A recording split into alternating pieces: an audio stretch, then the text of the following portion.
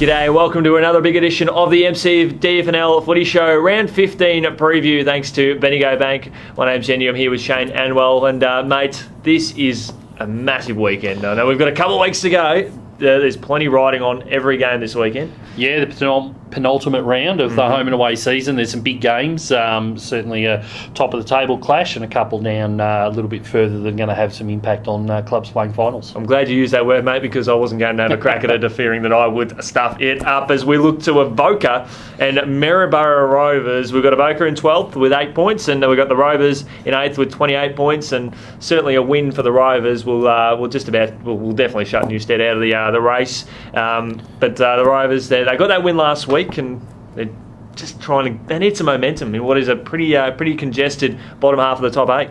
Yeah, exactly right.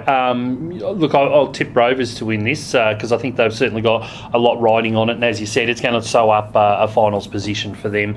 Avoca have had a tough year, and they'll be the first to agree with that, and they'll have a crack at it though. But I think with what Maryborough Rovers have got to play for, they'll get over the line.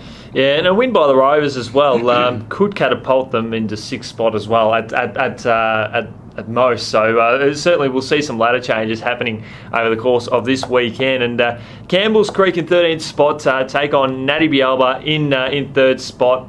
It could get pretty ugly given the way that Natte Bealiba just did a magnificent job last week, and Campbells Creek they got a hiding second to none last week. Yeah, look, it's going to be another tough day for Campbells Creek. I don't think they'll be the wrong end of the result margin that they were last week against Carisbrook. I think it'll be a little bit closer, but I couldn't guarantee how much closer it'll be. Look, Natte Bealiba, they'll just want to get through the game, I think, and not have any injuries. They will finish in 3rd position, so they're not going to go up or down. They'll be looking to have a good, strong game, get away with no injuries, as I said, and move on to next week.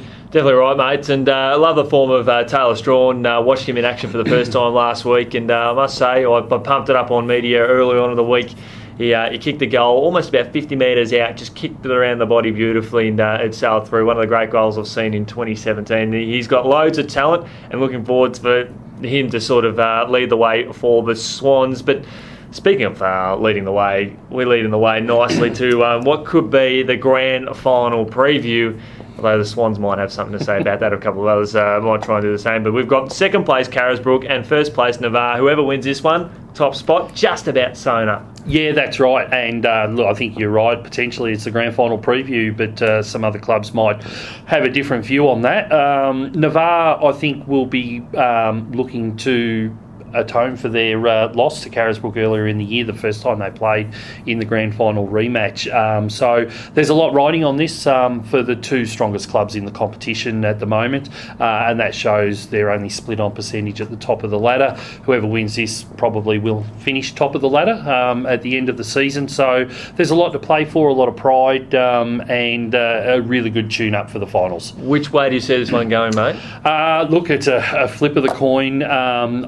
I'm probably going to go for Navarre only because they'll want to get one back on Carisbrook from winning earlier in the year, and I think the Grasshoppers might get there. I'm going to jump on the Redbacks bandwagon. They were in amazing form last week. Had over 50 scoring shots on the day, actually 60 scoring shots against Campbells Creek, and you can't muck around with good form like that. Gave them some handy percentage. So I'm on the Redbacks bandwagon at home. Royal Park versus Harcourt. We've got a battle between 5th and 4th, and a win from the Tigers, who just seemed to come out of nowhere in recent weeks, Shano.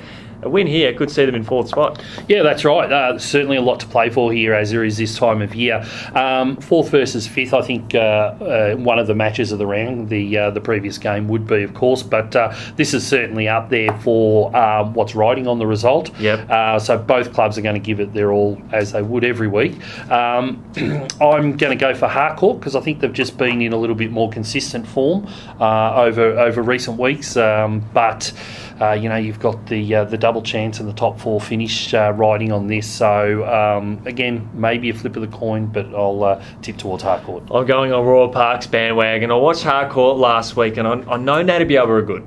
I think we all know that. But I just thought there was a big gap Harcourt's potential wasn't fulfilled, and they've got a lot of improvement to show on last week. Whereas Royal Park, they come over a big win against Trentham, so I think that form is going to be a big riding factor in that one. Newstead in 9th spot. They'll be counting their losses from last week. They take on Dunolly, who are in bottom spot. Newstead disappointed with the result last week. Mathematically, they can make the finals. Realistically, they won't make the finals. So, I'm going to go for Newstead in this game over Dunolly. It'd be good to see Dunolly have a competitive game. They've been able to string a little bit over the last few weeks. If they can do it across a game, I think the result might be a bit closer. But I think Newstead will get over the line. Well, they did push the Rovers last week, at least in the first term anyway, the Eagles. So you're right there. They've got some of that potential. They need to string it together consistently. I'm on the Newstead bandwagon now. One of the danger games of the weekend. We've got Trentham in 6th and Maldon in 11th, and they are the Bombers coming off a big win over Newstead, the team we were speaking about before. This could be scary for Trentham because their form has not been convincing at all. No, it hasn't, and we've spoken about it over the last 3 or 4 weeks that they just seem to have got the wobbles a bit. I think I said earlier in the week. So they're going to go into this confident that they'll have a win, but they'll need to play with that confidence as well. And Maldon certainly will be full of confidence after that good win against Newstead last week. It's got the potential to be a really good game, and I think if you've got a chance to get along to that one, certainly do so. Definitely worthwhile getting down to the Saints. The final game, we've got Lexton in 10th and Talbot in 7th. Talbot have been in some good form in the last few weeks, and Lexton haven't been too bad. They pushed Navarre last week. For a team that's down the bottom half of the ladder, if they played one good quarter at the end, the last quarter, that things could have been different in the upset of the season. So they've got a lot of confidence. Yeah, that's right. This is our last Sunday game for the year in the home and away season. Lexton, I think, would be disappointed with how their season's panned out. I think they were looking for a few more wins across the year. Talbot are doing well, sitting up there in 7th place. They've got the potential to move up the ladder there and have a good finish going into the finals. So they've got a bit to play for. Having said that, I think I'll stick with them and go with Talbot. I'll stick with him as well, mate. So it should be a good game, that one. Well, thanks to the Bendigo Bank. That was the round 15 preview. Thanks to you, Shano, for joining us this week. We'll catch up with you next week, mate. My pleasure.